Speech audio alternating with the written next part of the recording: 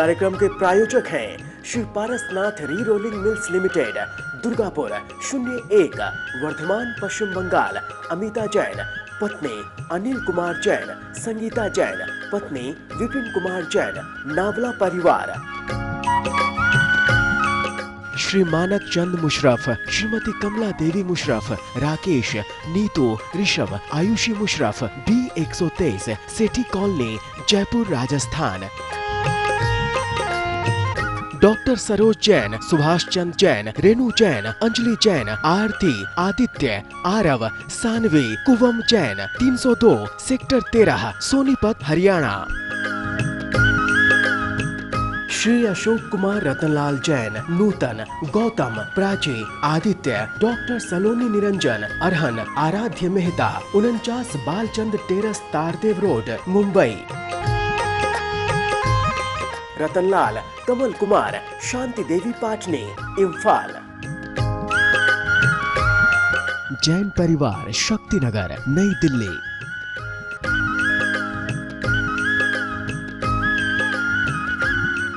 मोक्षमार्गस्य नेतारं वेत्तारं कर्मभूभृतां ज्ञातारं विश्वतत्त्वानां वन्दे तद्गुणलब्धये। पंच परमेष्टि भगवान की जय। संत शिरोमणि आचार्य विद्यासागर जी महाराज की जय। आज विषय है अधिकरण विशेष। आपने कहा तो अधिकरण कितने प्रकार के होते हैं? अधिकरण माने आधार, इंग्लिश में हम कह सकते हैं बेस, जिसके आधार से आश्रव होता है वह अधिकरण विशेष। अगला सूत्र देखें जिसमें यह बताया जा रहा है आधार कितने प्रकार के होते हैं। अधिकरणम जीवा जीवाः। अधिकरणम जीवा जीवा। बोलिए। अधिकरणम जीवा जीवा। अधिकरणम माने आधार। अधिकरण दो प्रकार के हैं, एक जीवाधिकरण, एक अजीवाधिकरण। संधि विच्छेद कर लिया। जीव और अजीवाः, अर्थात जीवाधिकरण जीव को आधार लेकर, जीव के आधार से, और अजीवाधिकरण अजीव के आधार से। तो जीव और अजीव के आधार को आगे आचार्य स्वयं दो सूत्रों में बताएंगे। सूत्र का अर्थ क्या हुआ? अधिकरण माने आधार दो प्रकार के होते हैं, एक जीवाधिकरण, एक अजीवाधिकरण। अर्थात जीव के आधार से जो आश्रव होता है वो जीवाधिकरण, और जिन अजीवों के आधार से आश्रव होता है उन्हें कहते हैं अजीवाधिकरण। अब अगले सूत्र में स्वयं आचार्य पहले जीवाधिकरण की चर्चा कर रहे हैं। देखें, आद्यम समरंभ समारंभारंभ, आद्यम समरंभ समारंभारंभ, योग कृतकारितानुमत, योग कृतकारितानुमत, कषाय विशेषैष, कषाय विशेषैः, त्रिश चतुश्चैकशः। त्रिश चतुश्चैकशः। बोलिए। आद्यम समरंभ समारंभारंभ, योग कृतकारितानुमत, कषाय विशेषैः, त्रिश चतुश्चैकशः। फिर एक बार और बोलें। आद्यम समरंभ समारंभारंभ, योग कृतकारितानुमत, कषाय विशेषैः, त्रिश चतुश्चैकशः। सूत्र थोड़ा कड़ा है, अतः इसे भी हम बोर्ड पर समझेंगे। अधिकरण दो प्रकार के थे, एक जीवाधिकरण, एक अजीवाधिकरण। सूत्र कैसे बनाया? अधिकरणम जीव अजीवाः। तो पहले कौन सा लिखा? जीवाधिकरण। सूत्र देखें, आद्यम माने पहले वाला, पहले वाला मतलब जीवाधिकरण। समरंभ, समारंभ और आरंभ, तीन। फिर समझें जरा, समरंभ, समारंभ और आरंभ, तीन। और योग, योग तीन। और कृत, कारित और अनुमत। कृत, कारित और अनुमत 3 और कषाय 4, इनकी विशेषता से, जीवाधिकरण की बात हो रही है, इनकी विशेषता से इनके भेद कितने कितने 3 3 3 और 4 और एकशः अर्थात एक में एक मिलाने से कुल मिलाकर 3 गुणित 3 3 तिया 9 9 तिया 27 27 चौका 108 प्रकार का आद्यम माने पहला जीवाधिकरण होता है। जीव के जिन परिणामों को आधार करके आश्रव होता है वे जीवाधिकरण हैं और वे जीवाधिकरण 108 प्रकार के हैं। अब जरा इस सूत्र को समझते हैं। आद्यम पहला जीवाधिकरण संरंभ, संरंभ माने किसी कार्य की योजना बनाना, समारंभ कार्य के लिए आवश्यक सामग्री एकत्रित करना, आरंभ कार्य प्रारंभ कर देना। जैसे मान लो शिविर लगाना है, योजना बनाई, समारंभ। शिविर लगाने के लिए क्या क्या सामग्री इकट्ठी करनी चाहिए, समारंभ। और शिविर प्रारंभ हो जाना, आरंभ। इसी तरह हर काम में पहले समारंभ, समारंभ फिर आरंभ होता है। ये तीनों चीज़ें योग मन से, वचन से, काय से होती हैं। मन से योजना बनाना, वचन से योजना बनाना, शरीर से योजना बनाना। तो योग माने मन, वचन, काय। आगे बढ़े अपन। कृत स्वयं करना, कारित दूसरों से कराना, अनुमत करने वाले की अनुमोदना करना। 3 प्रकार। फिर देखें, कृत स्वयं करना, कारित दूसरों से कराना, अनुमत करने वाले की अनुमोदना करना। ये 3 प्रकार। आगे आया कषाय, 4 प्रकार की, क्रोध, मान, माया, लोभ। इस प्रकार 3 समरंभ, समारंभ, आरंभ, गुणित 3 योग मन वचन काय, गुणित 3 कृत कारित और अनुमत, गुणित 4 क्रोध, मान, माया, लोभ। इस प्रकार जीव के 108 प्रकार के परिणामों के आधार से आश्रव होता है। इन्हें कहा गया जीवाधिकरण। कोई अच्छा या बुरा कार्य करना है तो कृत, कारित या अनुमोदन, इन तीनों में से ज्यादा किससे पुण्यबंध होगा? विचित्रता है। कर्मबंध की और जैन सिद्धांत की बड़ी विचित्रता है। कहीं तो कहते हैं कृत में ज़्यादा पुण्यबंध होगा, कहीं कहते हैं कारित में, कहीं कहते हैं अनुमोदना में। विशेषता किसकी है? परिणामों की। एक उदाहरण देखते हैं छोटा सा। आपने चौका लगाया, चौका तो आपने लगाया और आपके चौके में रोज बड़े बड़े महाराज पधार रहे हैं। कभी आचार्य श्री आए, कभी और बड़े महाराज आए, कभी बड़े महाराज आए। अब आपको बड़ा घमंड हो गया, देख लो बड़े से बड़े महाराज मेरे चौके में आते हैं। आपको तो घमंड हो गया, मान कषाय की तीव्रता, आपके पुण्य में कमजोरी आ गई। दूसरा एक व्यक्ति जो चौका नहीं लगा रहा है लेकिन आता है, आपके चरण छूता है और कहता है धन्य है आपका जीवन, आपके यहाँ कितने बड़े बड़े महाराज, सब महाराज आपके यहाँ रोजाना महाराज आते हैं, आपने कितना पुण्य किया है, हे भगवान मुझे भी ऐसा पुण्य मिले। उसने क्या की? मात्र अनुमोदना। वो जीत गया, आप हार गए। पंच कल्याणक मेला होना है, आपने सौधर्म इंद्र की बोली ली और आपने कहा किसी को नहीं लेने दूंगा, पूरे शहर में मेरे नाम का डंका बजना चाहिए। आपने सौधर्म इंद्र की बोली 21, 31, 51 लाख रुपए की ले ली और आप बड़े घमंड में, आज मैंने सबकी बोलियों को परास्त कर दिया। आपको अभिमान कितना, मान कषाय की वृद्धि कितनी, सोचें। सामने वाला दूसरा व्यक्ति सोचता है देखो तो सही इस सेठ को, ये अपने रुपए का कितना अच्छा उपयोग कर रहा है। भगवान मेरे पास भी पैसा होता ना तो मैं भी सौधर्मेंद्र बनता। सेठ कितना पुण्यशाली है, वो अनुमोदना कर रहा है।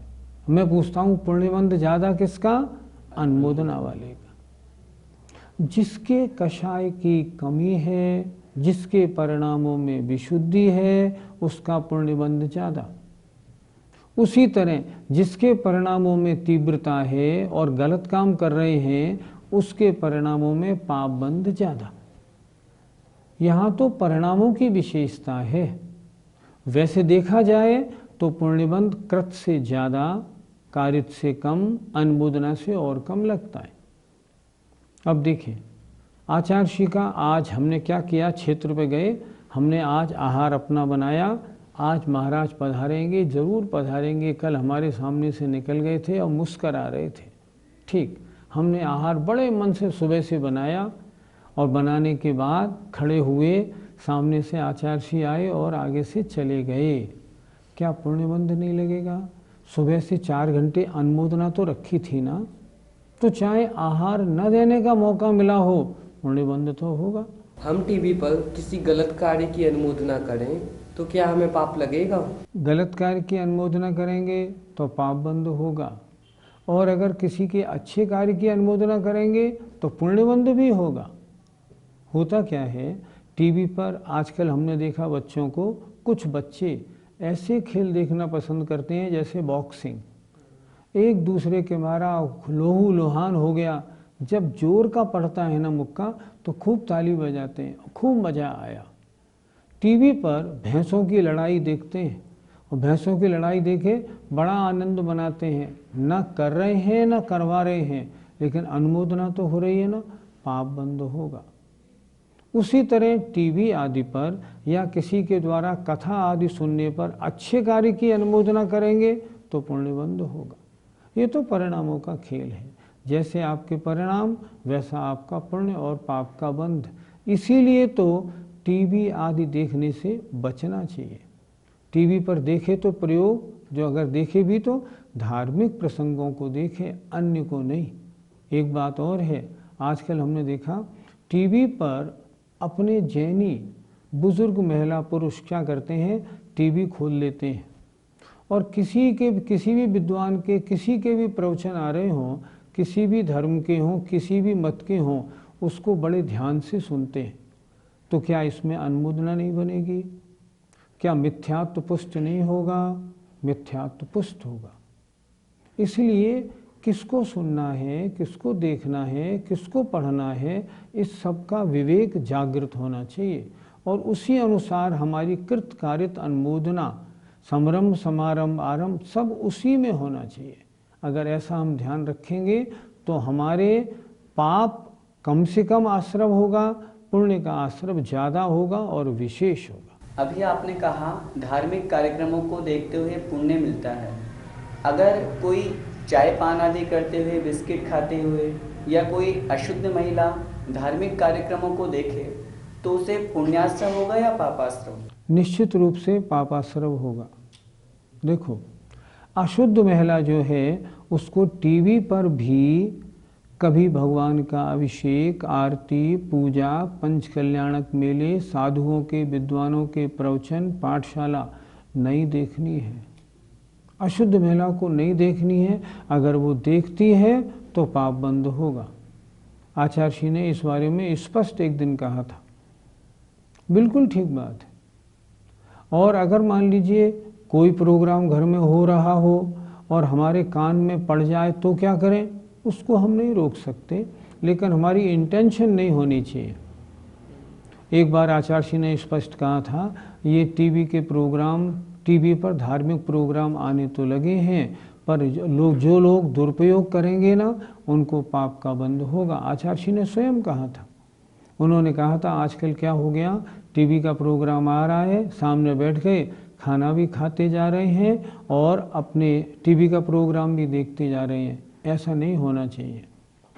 एक बार हमने आचार्य श्री को प्रश्न किया, महाराज भक्तामर स्तोत्र की कैसेट हमने लगा दी और लगाने के बाद हम खाना खाते रहें और कुछ करते रहें हमने कार में आपके प्रवचन की कैसेट लगा दी और कार अपनी आगे चल रही है तो कैसा लगेगा?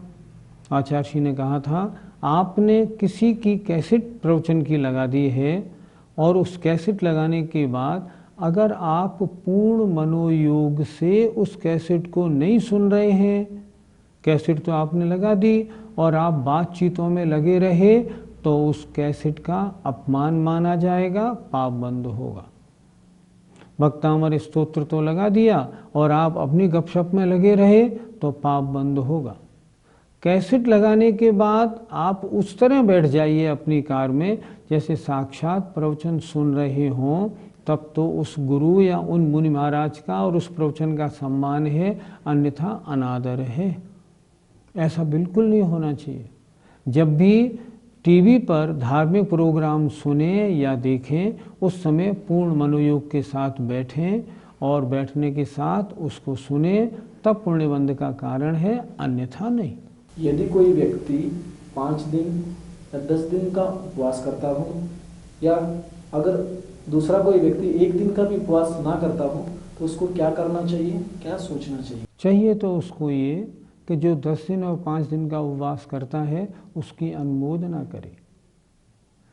मुझे भी अगर वीर्यांतराय का क्षयोपशम हो जाए तो मैं भी ऐसे उपवास करूं, क्या बताऊं, 1 दिन का भी उपवास करता हूं तो मेरी तबीयत खराब हो जाती है।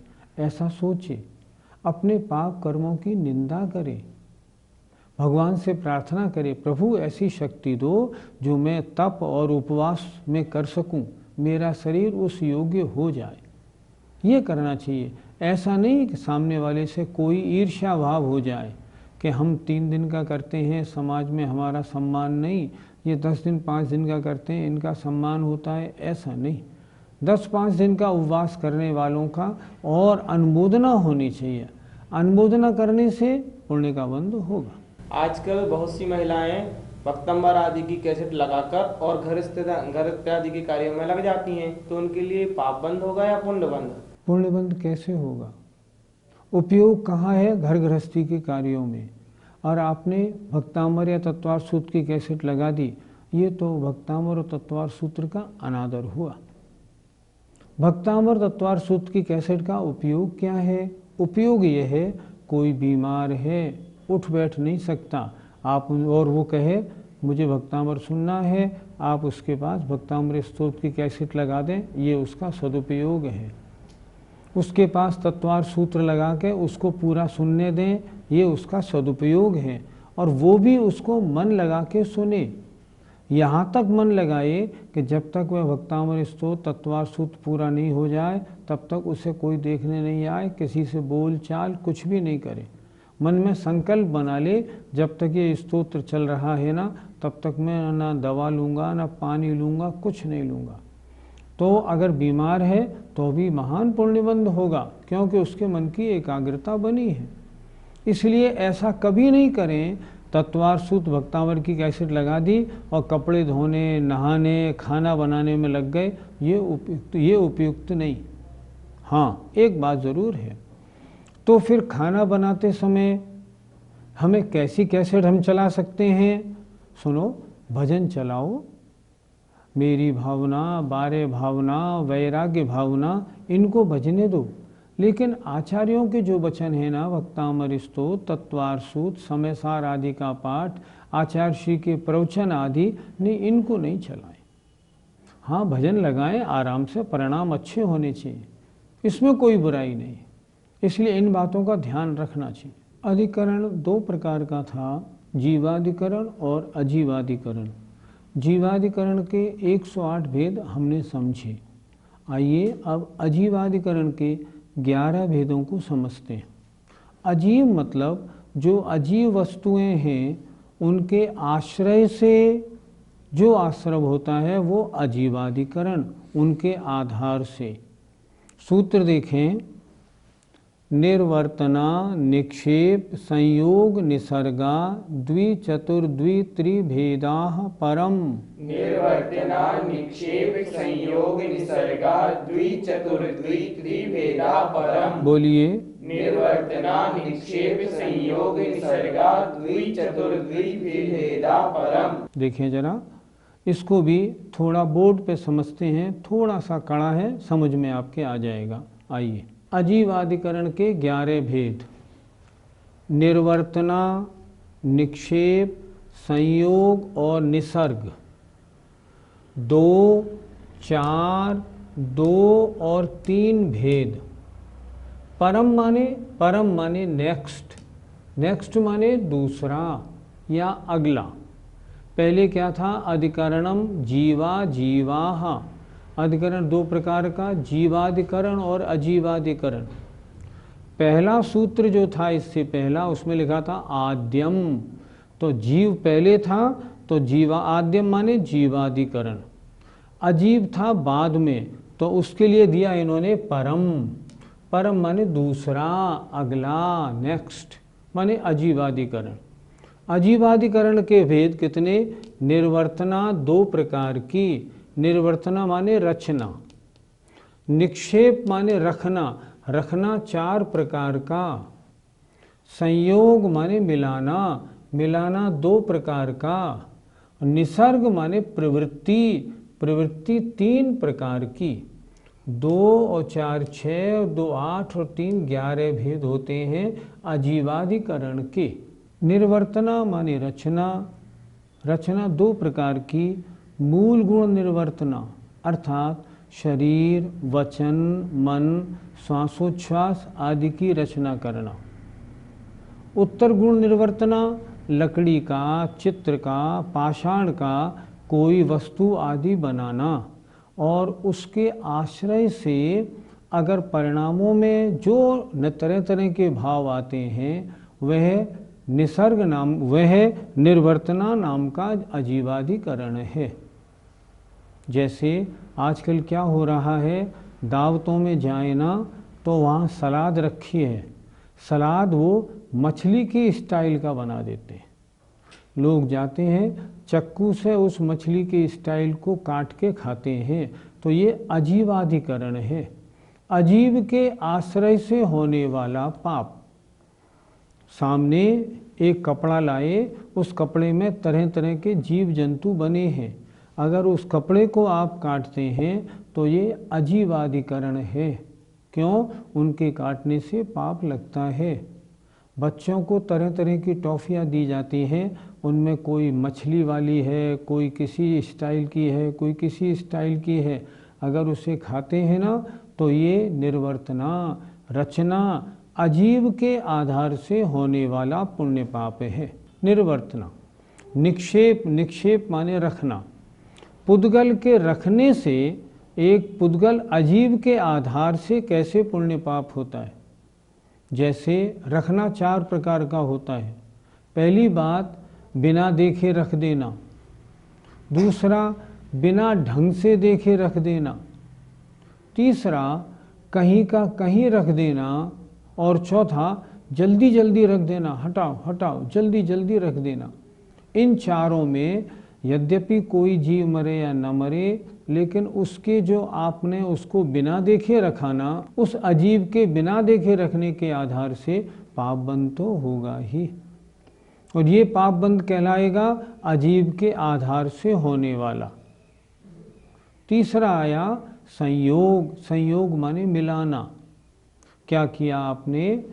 नमक और राई का छौंक दाल में लगा दिया। ध्यान से सुनना, दाल में राई और नमक डाल दिया और राई का छौंक लगा दिया, तो राई और नमक मिलते ही जीवोत्पत्ति हो जाती है। दही और गुड़ को मिला दिया, इनके मिलाने से जीवोत्पत्ति हो जाती है। ये क्या है? संयोग, अजीब। और निसर्ग माने मन वचन काय की प्रवृत्ति जो है, इसके कारण, मन वचन काय पौद्गलिक हैं, इनकी प्रवृत्ति के कारण जो आत्मा के परिणाम होते हैं उनमें आधार कैसा माना जाएगा? अजीवाधिकरण। तो ये क्या हुआ? 11 प्रकार का अजीवाधिकरण है। इसके आश्रय से होने वाले पापों से हमको बचना चाहिए। आज हमने बहुत अच्छी चर्चा की है। 108 प्रकार के जीव के परिणामों के आधार से और 11 प्रकार के अजीब के आधार से जो आश्रव होता है हम उनसे बचें, निरंतर इसमें हम प्रयत्नशील बने, पाठशाला देखें और जीवन में उतारें, तब पाठशाला देखने की सफलता है। समय आपका हो गया। जय जिनेंद्र। इस कार्यक्रम के प्रायोजक हैं Shri Parasnath re rolling mills limited, Durgapur 01, Vardhaman Paschim Bangal. Amita Jain, पत्नी अनिल कुमार जैन, संगीता जैन, पत्नी विपिन कुमार जैन, नावला परिवार। श्री मानक चंद मुशरफ, श्रीमती कमला देवी मुशरफ, राकेश, नीतू, ऋषभ, आयुषी मुशरफ, B123, सेठी कॉलोनी, जयपुर, राजस्थान। डॉक्टर सरोज जैन, सुभाष चंद जैन, रेणु जैन, अंजलि जैन, आरती, आदित्य, आरव, सानवी, कुवम जैन, 302, सेक्टर 13, सोनीपत, हरियाणा। श्री अशोक कुमार रतनलाल जैन, नूतन, गौतम, प्राची, आदित्य, डॉक्टर सलोनी निरंजन, अरहन, आराध्य मेहता, 49 बालचंद टेरस, तारदेव रोड, मुंबई। रतनलाल, कमल कुमार, शांति देवी पाटनी, इम्फाल। जैन परिवार, शक्तिनगर, नई दिल्ली।